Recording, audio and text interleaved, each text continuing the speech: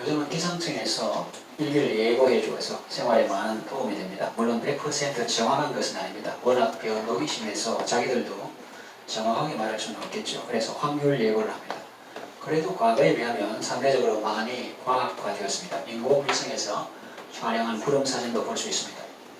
우리가 일기예보에 귀를 기울이는 이유는 무엇일까요? 거기에 맞춰서 움직이기 위해서입니다. 비가 온다는 예보가 있으면 농부는 씨를 뿌리거나 모종을 심을 것입니다. 직장인들은 출근할 때 우산을 준비할 것입니다.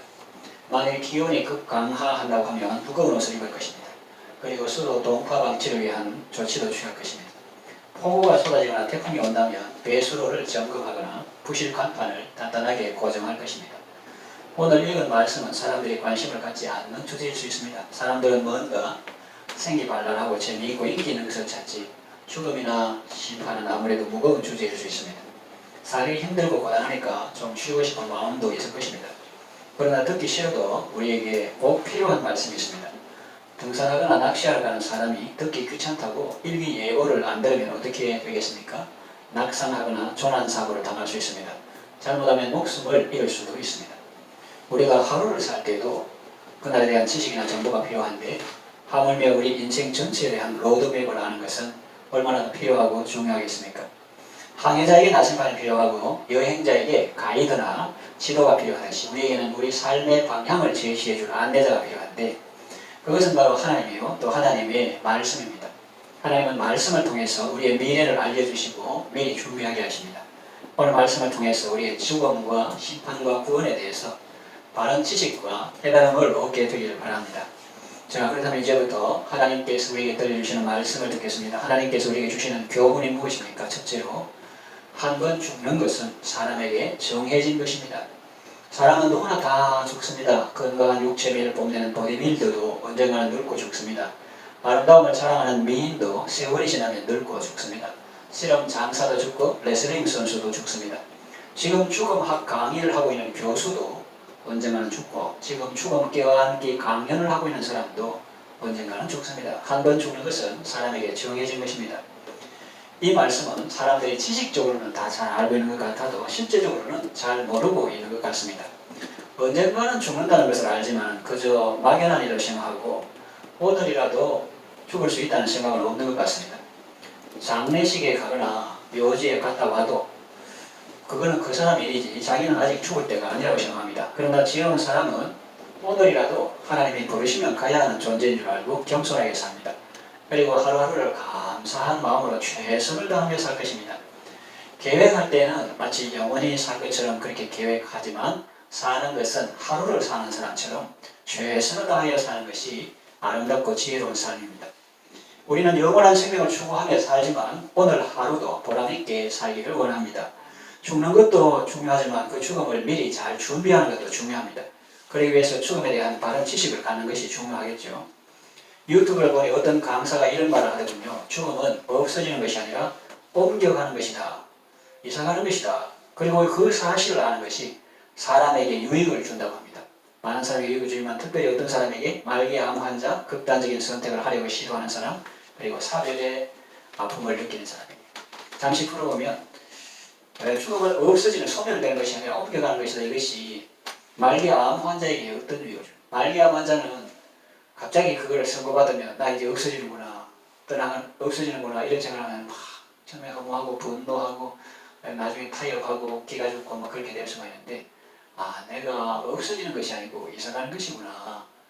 그렇게 하면은 더 충격을 받는다고 합니다. 또 준비하게 된다고 합니다. 또 극단적인 선택, 쉽게 말하면 자살하는 사람도 이 죽음이 끝이다 하면 자살해보겠는데 이 죽음이 끝이 아니고 없어지는 것이 아니고 그것이 사라지는 것이 아니고 옮겨가는 것이다 하니까 자살해도 한다고 문제 해결되는 건 아니겠네. 하나님께 회개할 건 회개해야 되고 사람한테 만나서 사과해야 되면 사과해야 되고 여기서 못 풀면 또 문제가 여전히 남겠네 이런 생각을 하는 거예요. 그래서 이것은 극단적인 선택을 하려고 하는 사람에게 이 죽음이라는 것은 없어지는 것이 아니라 옮겨가는 것이다. 이것이 유익을 준다고 하고 또 사별의 아픔을 느끼는 사람에게 이것이 큰 위로와 유익을 준다고 합니다. 내 사랑하는 아버지가 어머니가 돌아가신다. 아내가 죽는다. 아들이 먼저 간다. 이런 것을 할 때 이게 없어진다고 하면 많이 있을 건데 옮겨가는 것이다. 그렇게 생각하면 어떻게 보면 일부러 죽음을 기다리는 건 아니지만 그렇게 많이 슬퍼하지는 않는다. 왜?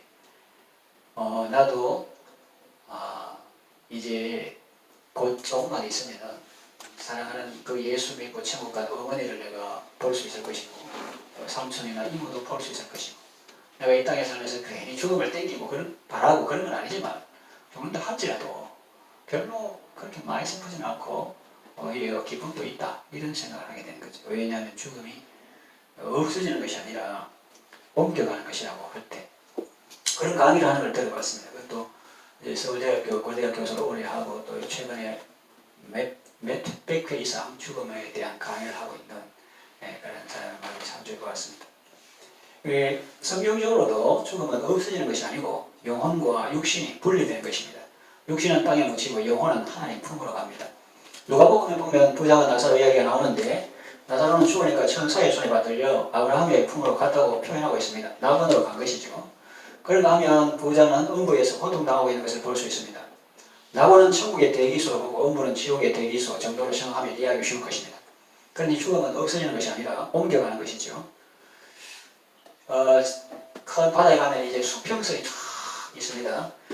근데 이제 배가 이쪽 항구에서 따라서 바다 건너 저쪽 항구로 간다고 할 때, 예를 들어서 우리 부산에서 이렇게 태평양을 건너가지고 미국의 샌프란시스코 간다 이런 걸 생각해 볼 때 이쪽하고 저쪽하고 생각이 다르다, 보이는 게 다르다는 거죠.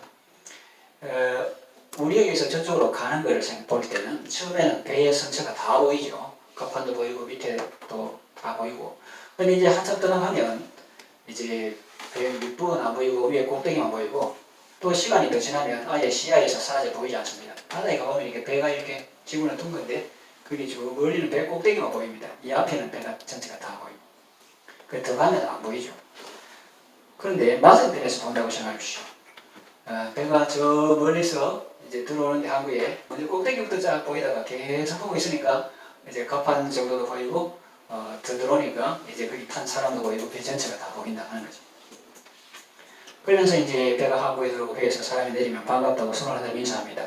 그래서 우리 육신의 죽음이 이 땅에 있는 사람들에게는 멀어지는 것이지만 천국에 있는 사람들에게는 사랑하는 사람이 그 멀고 험한 인생의 항해를 마치고 항구에 들어오는 배와 같아서 가까워지는 것이고 그래서 반갑고 기쁜 것입니다. 사탄은 죽으면 끝이라고 속입니다. 그래서 아무렇게나 살게 하고 극단적인 선택을 하게 하기도 합니다. 그 죽음과 강의에 대해서 교수가 강의하면 그 밑에 댓글 달아놨는데 어떤 사람이 그거 인정하기 싫은가 봐요. 그래서 제발 죽음이 끝이야지 그 무슨 다시 시작되면 정말 겁난다 뭐 이런 걸 그런 댓글로 막 써놨습니다. 그 사람 제발 자기 바램은 죽음이 끝이길 바라는데 그게 아니라고 또 성경도 말하고 그 강의도 오래 하는데 그거를 자기가 인정하고 받아들이기 어렵겠다 그런 뜻이겠죠. 그런데 사탄은 그렇게 속여가지고 죽음은 끝이니까 아무렇게나 살게 하고 극단적인 선택을 하게 하기도 합니다. 그러나 죽음은 없어지는 것이 아니고 옮겨가는 것이죠. 그래서 이 사실은 우리로 하여금 이 땅에서 아름답게 살아야 필요성을 일깨워 줍니다. 그때는 부끄러움이 없도록 아름다운 마음으로 서로 사랑하며 살아야 하겠습니다. 사도 바울이 빌립보 교회 성도들을 위해서 기도한 내용이 생각나죠. 빌립보 교회 성도들을 위해서 사도 바울이 기도한 내용 중에 하나가 이런 게 있습니다.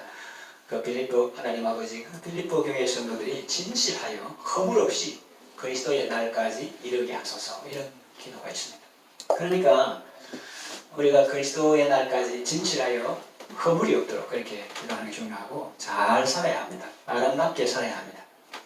우리를 맞이하실 주님이나 앞서간 성도들 앞에서 후회함이나 부끄러움이 없도록 기쁨으로 그들을 대할 수 있도록 사랑의 삶을 살아야 하겠습니다. 둘째로 또 말씀하시는 것은 죽음 후에는 심판이 있습니다. 27절 하반절 음성 사역에 정해진 것이요 하반절 그 후에는 심판이 있으리니 그랬어요. 이런 이야기를 들은 적이 있습니다. 어떤 장소에서 극단적인 선택을 하는 사람이 많아서 당국자들이 골머리를 앓았습니다. 예를 들면 바다 전력 같은데 극단적인 선택을 하는 사람이 많아서 당국자들이 골머리를 앓았습니다. 그래서 그것은 자살바위라고 동네 사람들이 이름 붙여주기도 했습니다. 당국에서는 그런 일이 생기지 않도록 CCTV를 설치하기도 하고 거기로 가는 길을 막아보기도 했으나 소용이 없었습니다. 그러다가 어떤 조치를 취했는데 그 뒤로부터는 자살하는 사람이 현저하게 줄었다고 합니다. 아예 없진 않지만 전에 보면 많이 수가 줄었다는 거죠. 도대체 어떤 조치를 취했을까요? 거기다가 입간판을 설치하고 밤에도 볼 수 있도록 불을 밝히고 큰 글씨로 이렇게 써놓았다고 합니다. 여기서 자살하는 사람은 사형에 처한다. 우리가 보통 생각할 때는 자살하는 사람이 그런 거 신경 쓰겠나 하겠지만 사람의 심리라고 하는 게 그렇지 않다는 겁니다. 죽어도 벌 받기는 싫다. 또 어떤 사람은 패 끼치기는 싫다는 거죠. 사람의 마음속에는 은연중에 이 심판에 대한 두려움이 있는 것입니다. 운동 경기할 때도 호로록 호가 보는 심판이 있고 운동 경기한 후에는 또 시상식이 있죠. 방송국에서 노래 잘하는 사람 뽑을 때도 심사위원이 있고 나중에는 우승자에게 시상을 합니다. 그런데 이 소중한 인생을 사는데 여기에 대한 평가가 없을 수가 있겠습니까? 오늘 본문 말씀에 분명히 나옵니다. 한 번 죽는 것은 사람에게 정해진 것이고 그 후에는 심판이 있다. 어찌 죽음 후에만 심판이 있겠습니까? 성경 잠언 11장 31절에는 이렇게 말씀합니다. 보라, 의인이라도 이 세상에서 보응을 받겠거든 하물며 악인과 죄인이요. 이 세상에서도 보응이 있다는 겁니다. 겸손과 여호와를 경외하며 보응은 재물과 영광과 생명이라고 했죠. 이런 구절들은 이 세상에서도 보응이 있다는 것을 말씀합니다. 주위를 둘러보십시오. 그런 것 같지 않습니까? 예수를 안 믿는 사람들도 사필귀정, 일사자, 반드시 필자, 돌아갈 귀자, 발을 정자, 일은 반드시 바른 대로 돌아간다. 그런 말을 씁니다. 다만 그것이 완벽하지는 않기 때문에 최후의 심판이 있는 거지만요. 대부분의 아이들은 이 세상에서 보응을 받지만 그 중에는 죽는 날까지 고통 없이 살다가 편안하게 죽는 사람도 있습니다. 그런가 하면 의인들도 이 땅에서 보상받지 못하고 죽는 날까지 가난과 고통 가운데 사는 사람도 있습니다. 성경에 나오는 나사로 같은 사람이지요. 그러니 외부에 나타난 현상만 보고 사람을 평가하고 판단하면 위험합니다. 나사로는 죽은 후에 천사의 손에 받들려 아버지 아브라함의 품에 안깁니다. 제가 말씀드리고자 하는 것은 이러나 저러나 심판은 반드시 있다는 것입니다. 죽으면 끝이니 아무렇게나 살아도 된다라는 것은 사탄의 속임수입니다. 분명히 심판이 있습니다. 보응이 있습니다. 상급이 있습니다. 선한 일을 행한 자는 생명의 부활로 나오고 악한 일을 행한 자는 심판의 부활로 나온다고 말씀하십니다. 셋째로 우리에게 주시는 교훈은 그리스도께서 우리를 구원에 이르게 하십니다. 28절에 보면은 구원에 이르게 하기 위하여 죄와 상관없이 자기를 바라는 자들에게 두 번째 나타나실 이런 말씀이 있죠. 우리 주 예수 그리스도께서도 한 번 죽으셨습니다. 많은 사람의 죄를 담당하시려고 단번에 드린 바 되셨습니다. 한 번 죽는 것은 사람에게 정해진 것이요 그 후에는 심판이라는 이 말씀이 예수님께도 해당이 될까요? 그렇지 않습니다. 예수님은 심판의 대상이 아니라 심판의 주체가 되십니다. 하나님 아버지께서 심판하는 권세를 아들이신 예수님께 주셨습니다. 예수님을 믿지 않는 사람은 하나님의 심판을 받게 됩니다. 요한계시록에 보면 하나님이 크고 흰 보좌에 앉으셔서 만국을 심판하시는데 그 크고 흰 보좌를 한자로 옮기면 대백보좌입니다. 그래서 하나님의 공심판을 대백보좌 심판이라고 부릅니다. 그런가 하면 예수님을 믿고 예수님을 바라는 자들에게 예수님은 심판의 주님이 아니라 구원의 주님이 되십니다. 본문의 문맥을 보면 그렇죠. 아까 인용했는데 28절 하반절에 구원에 이르게 하기 위하여 죄와 상관없이 자기를 바라는 자들에게 두 번째 나타나시리라. 자기를 바라는 자들은 죄 때문이 아니고 죄와 상관없이 자기를 바라는 자에게 두 번째 나타나신다. 왜 나타나시나? 구원에 이르게 하기 위해서 그렇게 말씀하시는 거죠. 그들은 어떤 사람들입니까? 예수님께서 그들의 죄를 담당하기 위해서 죽기까지 하신 사람들입니다. 그럼 두 번째 나타나시리라 했는데 그럼 첫 번째 나타나는 건 언제냐? 히브리서를 기록한 분의 관점에서 보면 세상 끝이죠. 지금 우리의 관점에서 보면 지금으로부터 약 2000년 전이죠. 그때가 처음 나타나신 거고 왜 그때 나타나셨을까요? 그 이유는 9장 23절 이하에 잘 나타나 있습니다. 구약의 모형시대를 끝내고 실제로 자기 자신을 제물로 드렸어. 구약에는 그림자로 예수님 죽을 걸 이제 그림자로 소 잡고 양 잡고 그 짐승의 피로 희생으로 사람이 죄 지은 사람이 하나님과 화목하고 하나님 앞에 나아갈 수 있도록 그런 역할을 했는데 사실은 사람 죄는 사람이 대신해야 되는데 하나님께서 봐주신 거죠. 그 짐승으로. 그런데 이제 그 그림자 모형 시대가 끝나고 이제 실체 시대에 들어와서 예수님께서 무엇을 제물로 양이나 소나 이런 게 아니고 자기 자신을 향기로운 생축과 제물로 하나님 앞에 예물로 드리셨다는 거죠. 그래서 제사를 완성하시려고 세상 끝에 나타나셨습니다. 구약의 대상들은 자기도 죄가 있기 때문에 자기를 위한 제사를 드리고 또 백성을 위한 제사를 드리고 1년에 한 번씩 거기에 지성소 Holy of Holy 거기에 들어가는데 여기다가 방울을 달고 들어가죠. 딱딱딱 소리 나면 살았구나, 소리 안 나면 죽었구나 이래가지고 사람들이 그 감에 들어가지 못하고 이렇게 끌어내는 그런 거였는데, 그런데 이 구약의 그 성소, 성막 이런 것도 실제지만은 모형이라는 거죠. 하늘에 있는 것이 모형이다. 성막 짓는 것도 다윗의 성전도 하나님 다윗이 말하잖아요. 솔로몬에게 그 치수, 양식, 규격 이런 걸 다 설명하고 다윗이 솔로몬에게 말합니다. 이 위에 모든 것을 하나님의 손이 내게 임하여 나도 알게 하셨느니라. 그러니까 제도 그 그림 그리는 그런 거를 다윗이 솔로몬에게 이렇게 성전을 지어라 하고 그것을 이제 하나님의 손이 내게 임해서 그래서 알게 하였다 이렇게 말합니다. 그러니까 이 땅에 있는 물은 실제지만은 그것은 하늘에 있는 것의 모형이라는 거예요.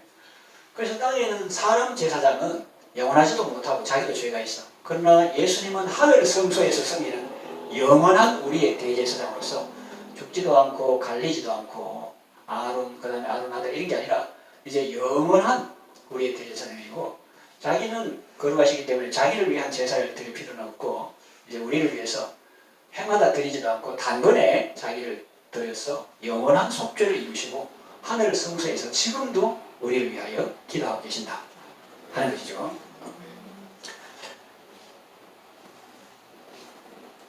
하늘 성소에서 섬기시는 우리의 영원한 대제사장이신 예수님은 지금도 우리를 위하여 간구하고 계시며 우리를 온전한 구원에 이르게 하기 위하여 죄와 상관없이 두 번째 우리에게 나타나실 것이라고 말씀합니다. 이것은 하나님의 공심판과 대비하여 뭐라고 합니까? 혹 들어본 적이 있습니까?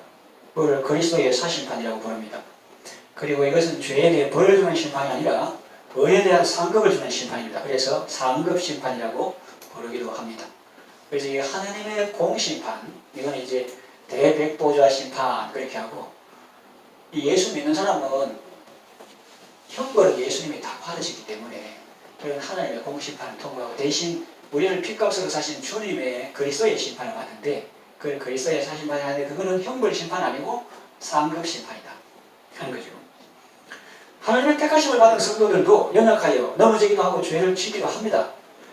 그러나 그들이 저지른 죄에 대한 벌은 이미 예수님이 다 받으셔서 우리가 예수님을 믿고 회개하고 주님을 의지할 때 이미 예수님이 다 받으셔서 하나님 우리 죄를 사해 주셨기 때문에 성경 말씀처럼 예수님을 믿는 자는 영생을 얻었고 심판에 이르지 않으며 사망에서 생명으로 옮겼습니다. 그래서 예수님을 믿는 자는 생명세계에서 예수님의 상급을 받게 되는 것입니다. 물론 부활이라고 다 같은 부활은 아닐 것입니다. 고린도전서 15장 말씀처럼 사람마다 영광의 차이는 있겠죠. 해의 영광이 있고 달의 영광이 있고 별의 영광이 있는데 별과 별의 영광도 서로 다른 것처럼 그런 차이가 있습니다. 아무튼 본문이 말씀하는 바는 그리스도께서 자기 백성을 구원에 이르게 하기 위하여 죄와 상관없이 자기를 바라는 자들에게 두 번째 나타나신다는 것입니다. 이 말씀을 믿을 때 우리는 그리스도의 재림을 사모하며 기다리게 되는 것입니다. 이제 말씀을 정리하여 마칩니다. 사람은 누구나 다 죽습니다. 한 번 죽는 것은 사람에게 정해진 것입니다. 그러니 죽음을 마냥 두려워하고 회피하기보다는 이 절대 진리를 잘 알고 미리부터 준비하는 것이 죄입니다. 죽음은 끝이 아닙니다. 없어지는 것도 아닙니다. 새로운 세계로 들어가는 관문인 것입니다. 그리고 죽음 이후에는 심판이 있습니다.